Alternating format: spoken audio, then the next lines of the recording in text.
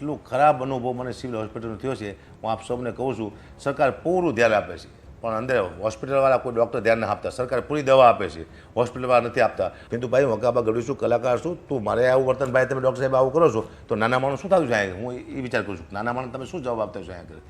અને સાહેબ, મેં એમ કીધું, હું એમ ન કીધું તમે મારો વાળો પહેલાં લઈ લો એમ, પણ આમાં સિરિયસ કોણ છે એ તમે જરા જુઓ, એને તમે પહેલાં લો. કોઈ નહીં, 5 કલાકે સિટી સ્કેન થયું, 3 કલાકે તો ડૉક્ટર આવે છે. ડૉક્ટર મગજનો ડૉક્ટર હોય ને એ 3 કલાકે આવે છે. ગુજરાતના ખૂબ જ જાણીતા સાહિત્યકાર અને હાસ્યકાર એવા હકાભા ગઢવીને એક કડવો અનુભવ થયો છે. હકાભા ગઢવી તેમની બહેનના અકસ્માત થતા સિટી સ્કેન માટે રાજકોટની સિવિલ હોસ્પિટલ ખાતે લઈ ગયા હતા. એ દરમિયાન જે થયું તેની માટે તેઓએ રાજકોટની સિવિલ હોસ્પિટલ પર આક્ષેપો કર્યા છે કે રાજકોટ સિવિલ હોસ્પિટલના ડોક્ટરો મોડા આવે છે અને દર્દીને પરેશાન કરી રહ્યા છે અને ડોક્ટરો દર્દી સાથે પણ ગેરવર્તણૂક કરી રહ્યા છે. ત્યારે સાંભળીએ હકાભા ગઢવીએ શું કહ્યું. જય માતાજી, જય મોગલ. હું તમારો હકાભા ગઢવીને આજ હું તમને કહેવા આવ્યો છું મારા જીવનમાં 2 અનુભવ આ મહિનામાં બન્યા. એક સારો અને ખરાબ. સારો અનુભવ મને ગુજરાત પોલીસનો મારા જીવનમાં બન્યો આ 15 દિવસમાં, 12 થી 15 દિવસ થયા. અને ખરાબ અનુભવ મને બન્યો સિવિલ હોસ્પિટલ રાજકોટ. મારા બેન છે, ગરીબ માણસ છે, ગૌશાળામાં નોકરી કરે છે, આખું પરિવાર. અને એ લોકો ચાલતા ચાલતા રાજકોટથી જતા હતા હળવદ માતાજી દર્શન કરવા માટે. અને વચમાં એક ગાડીવાળાએ મારા બેન રાતે 5 વાગે, 5 થી 6, 5:30 ઉડાડી દીધા ગાડીવાળાએ. અને ગાડીવાળો વહી ગયો અને હેમરેજ થઈ ગયું, બેભાન થઈ ગયા હતા. અમે લઈ ગયા સીધા, એ લોકો લઈ ગયા મોરબી સિવિલમાં. એટલે એ કીધું કે અહીંયા નહીં, તમે રાજકોટ સિવિલમાં લઈ જાઓ ફટાફટ. અહીંયા કલાક 2 કલાક અહીંયા બેગડા, ટાંકા બાકા લીધા, લોહી નીકળી ગયું જાજુ એવું. પછી સીધા સિવિલ હોસ્પિટલમાં રાજકોટ આવ્યા. હું અહીંયા પગી ગયો. પણ સાહેબ, એટલું ખરાબ અનુભવ મને સિવિલ હોસ્પિટલનો થયો છે. હું આપ સૌને કહું છું, સરકાર પૂરું ધ્યાન આપે છે, પણ અંદર હોસ્પિટલવાળા કોઈ ડૉક્ટર ધ્યાન ના આપતા. સરકાર પૂરી દવા આપે છે, હોસ્પિટલવાળા નથી આપતા. તમામ ડૉક્ટરોની સુવિધા છે, જેટલી પ્રાઇવેટમાં ન એટલી સિવિલમાં હોસ્પિટલમાં સુવિધા એવું છે, પણ કોઈએ ધ્યાન આપ્યું નથી. સાહેબ, 5 કલાકે સિટી સ્કેન થયું છે મારી બેન. 5 કલાકમાં માણસ મરી જાય.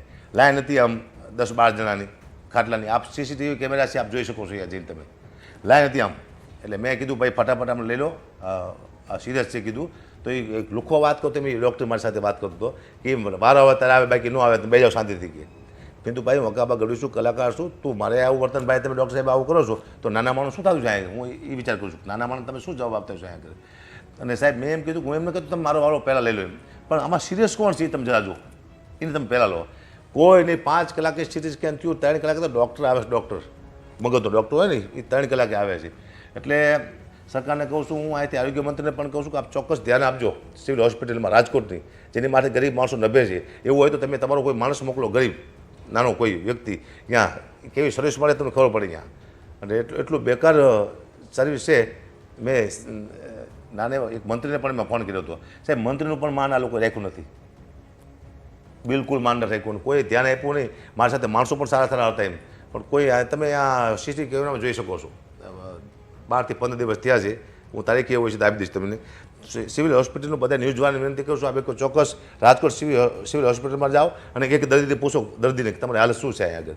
કોઈ ધ્યાન ના આપતું એમ. સરકાર દવા આપે છે, સરકાર સુવિધા આપે છે, પણ ડૉક્ટરો છે કોઈ ધ્યાન આપતા છે નહીં. આ મને કડવો અનુભવ થયો છે. એને કરતાં પ્રાઇવેટમાં હું લઈ ગયો. મેં કીધું હાલો, મારી પાસે 5 રૂપિયા છે, હું મદદ કરી શકીશ મારી બેનને, હું પ્રાઇવેટમાં લઈ જઈશ. પણ નાના માણસો ક્યાં જાય છે પ્રાઇવેટમાં? એનો મતલબ નાના માણસોને મરી જવાનું હોસ્પિટલમાં?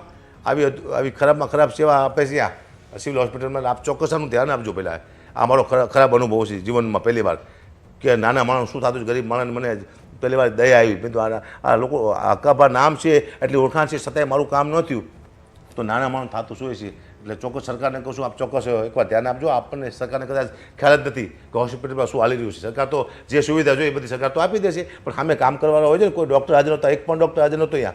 આપ કેમેરામાં જોઈ શકો છો. મગજના ડૉક્ટરની જરૂર હોય તાત્કાલિક 2-2.5 કલાકે મગજના ડૉક્ટર આવ્યા છે. એટલે ચોક્કસ આને આપ સરકારને વિનંતી કે આપ ચોક્કસ આનું નોંધ લેજો. અને ન્યૂઝવાળાને બધાને કહું છું, ચોક્કસ આપ નોંધ લેજો. સિવિલ હોસ્પિટલ રાજકોટ એ નાક કહેવાય આપણે ગુજરાતનું. સિવિલ હોસ્પિટલ રાજકોટની સિવિલ હોસ્પિટલ છે, ગુજરાતનું નાક છે. એ નાક કપાવવાની વાતું છે. તો ભાઈ, નાના માણસો મળે છે, એકવાર ચોક્કસ ધ્યાન લેજો. આ તો હું જો મને ખબર પડી કે આવું બધું ચાલી રહ્યું છે. મારી બેન જીવન અને મરણ વચ્ચે ઝોલા ખાતી હતી. એ તો મારી દયા છે, બચી છે. હજી મારા બેનને ભાનમાં નથી આવ્યા. હજી આપ મારા બેનનું ઇન્ટરવ્યૂ લઈ શકો છો. અત્યારે મારા બેન ઘરે જ છે, નડી નાખી છે. નાના માણસો એટલે પછી હજો ટાઈમ પ્રાઇવેટમાં રાખી ન શકે. પણ હું વકાળ હોસ્પિટલ છે, અહીંયા ગયો હતો. ત્યાં પણ મારા એ બેનના પૈસા કંઈક બિલ બન્યું હતું 35-40 હજારનું. એ લોકોએ મેં કીધું ભાઈ નાના માણસો છે તો પ્રાઇવેટ ડૉક્ટરને સારા ઓછા પૈસા લીધા, અડધા પૈસામાં દવા કરી દીધી. વોકરવાળાએ અડધા પૈસા રજા આપ્યા પછી હું સ્ટર્લિંગમાં લઈ ગયો, વધુ બીમાર હતા એટલે. પણ પૈસા આપ્યા પછી અડધા પૈસા પાછા આપ્યા વોકરમાંથી. એથી વિશેષ મહેતા સાહેબ કરીને છે, રૂપેશભાઈ મહેતા સ્ટર્લિંગમાં, એમને મેં વાત કરી. મેં કીધું સાહેબ નાના માણસો છે એ દાખલ કરી દો. કોઈ બી લીધું નથી. રાજકોટ સિવિલ હોસ્પિટલની બેદરકારીને લઈને આપનું શું માનવું છે તે કોમેન્ટ સેક્શનમાં જણાવો અને વધુ અપડેટ્સ માટે જોતા રહો વાઇબ્સ ઓફ ઇન્ડિયા. આભાર.